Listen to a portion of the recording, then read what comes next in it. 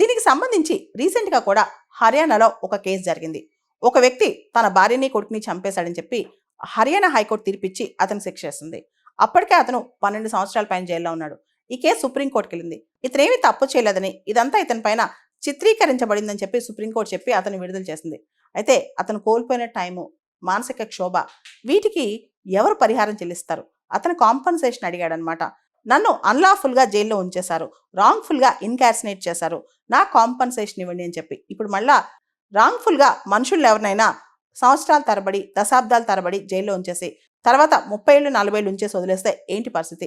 దీనికి సంబంధించి ఒక ఇంపార్టెంట్ కేసు ఉందన్నమాట. అదే Rudul Sah versus state of Bihar 1983. ఈ కేసులో రుడాల్ షాని 1968లోనే విడుదల చేయమని చెప్పి సెషన్స్ కోర్టు చెప్పిందనమాట. అతను తప్పు చేసినట్టు ఎక్కడ అనిపించట్లేదు. 1968లో సెషన్స్ కోర్టు చెప్పింది అతను వదిలిపెట్టమని. కానీ దాదాపు 14 సంవత్సరాలు ఆ తర్వాత అతను అక్కడే ఉంచారు జైల్లో, 1982 చివరి దాకా. అప్పుడు సుప్రీంకోర్టు ఇంటర్వ్యూన్ అయ్యి అతను విడుదల చేసింది. విడుదల చేస్తూ సుప్రీంకోర్టు కాంపన్సేటరీ జ్యూరిస్ప్రుడెన్స్ అనే కాన్సెప్ట్ తీసుకొచ్చిందనమాట. అన్నెసరీగా అంటే రాంగ్ఫుల్గా ఒక వ్యక్తిని అతను తప్పు చేయకుండా విడుదల చేయమని చెప్పిన నెగ్లిజెన్స్తో జైల్లో ఉంచేస్తే అతనికి కాంపన్సేషన్ ఇవ్వాలి, పరిహారం చెల్లించాలి అని చెప్పి.